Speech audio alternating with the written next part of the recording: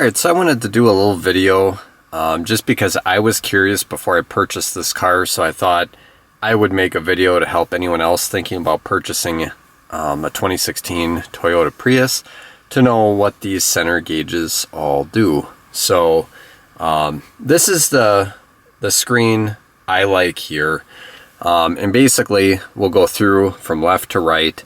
So starting on the left hand side, we see this little car with an arrow, and that is basically anytime you start the car, it's always going to show you that trip. So every time you start it, shut it off, it shows you the information for just this trip. Another option is you can show miles to empty. You can show nothing at all. You can show the amount on the odometer, so I have 675 miles, and I've been averaging 63.8 miles to the gallon. Trip A is 115 miles, trip B 675.1, and then we're back at the current trip. So those are your options there. Next, it's got the fuel gauge, and that is not optional, that always stays there. Also your miles per hour, that always stays there. However, if you switch between the different drive modes, which I'll do for you now, this is in Eco, and then it also says Eco up there. We can switch it into normal, and it changes to a different color. Power mode changes to red, and then back to Eco. So those are your options there. Also, the outside temperature display is always on. There's no way to shut that off, and I don't really know why you'd want to anyway. Right here is the screen I usually leave up, and this is the one that shows you your current drive. So as far as your, I'll put it into gear here because it's not going to show you. So if I put it into drive, it's showing us here that we have that battery level. We also have the Eevee Indicator, and then our score on the right hand side. So go ahead and throw it back into park. And now we'll get into some of the different options. So that's the screen I leave up. Just by clicking on the steering wheel, we can go ahead and go up and down. So here we have a fuel consumption record. And anytime there's the select button down here, you can hit select on the steering wheel. And now it gives me different options. So right now I've got it on monthly. I can do it for every 5 minutes, every mile, 5 miles, or monthly.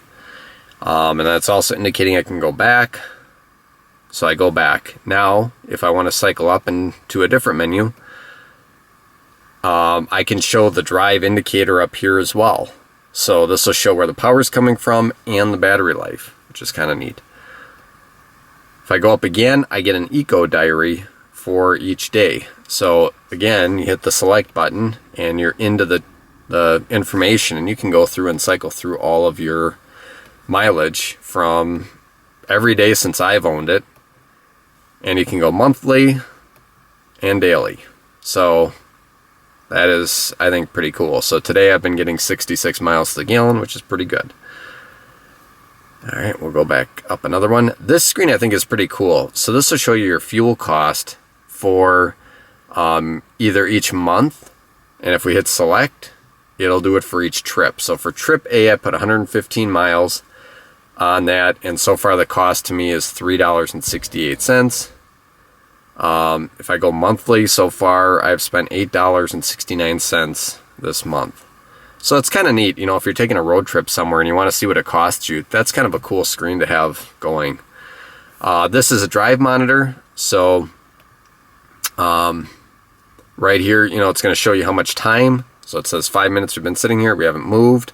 And then your EV driving ratio. So that's usually for me around like 30% on EV. And that's just kind of neat to see. And then fuel consumption, did that, and then back to where we started. So now if you scroll to the right, it's going to go into climate control. So we can actually control the climate control through the steering wheel. And some people might like this to have that up all the time. I don't really think it's necessary because it actually will go down on the main head unit screen below that you can't see right now. But you can get in and edit any of these settings, so fan speed or whatever.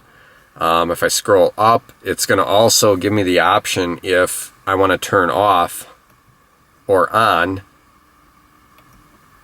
how, and here what it's saying is when I'm the only person in the car, it's not going to send air to the passengers in either the passenger seat or in the back, which is pretty cool. So I'll leave that on. The nice part is as soon as the back doors open up, that mode gets canceled and it sends air back to the back passengers again, which is kind of cool. And then it also gives you a little score. So 5 bars is perfect. That means we're not using anything. And if you have the air conditioning blasting, it'll show a lower score for that.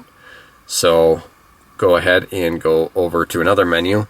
This would be if you had a more featured, loaded Prius, and I do not. So this would show like your radar guided cruise control, your little warnings for lane departure and stuff like that, which I do not have. So this really is a useless screen, and I'm not exactly sure why Toyota has it in there for me.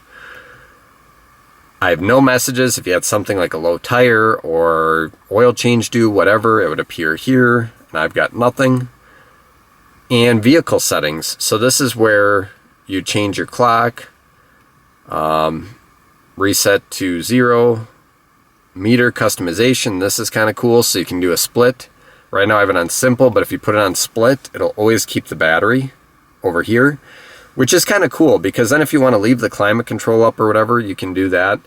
I prefer not to, just a preference thing for me. Go back, screen. Do we want to turn the screen off? Yes or no. It just has a blank screen. HV system indicator. So this has your guidance. So this is good for coaching in the beginning, and whether you want the EV light to turn on and off. I like that, and I think it's actually necessary because you kind of want to know when the EV is on, so you can kind of maximize your use of the electric motor and not the use of the gas motor. The cool thing is as you're changing your temperature settings down below, it can actually temporarily pop up on these screens, and that's currently what it's asking. Do you want the stuff to pop up? And I do. I prefer to have that come up. If you're switching drive modes, I like to see that up there. So that's nice. You can change the language. You've got a little calendar in here. Eco savings. You can put in the gasoline price. And I don't know, it's cool. You can reset, you can initialize, and that's it for the meter. And then we're back to square one. So that is an overview of that display right there. And I hope this was helpful. I was curious, like I said, so I thought, hey, I'd pass on the information to you guys. Let me know if you have any ideas for any future videos, and please subscribe. Thank you.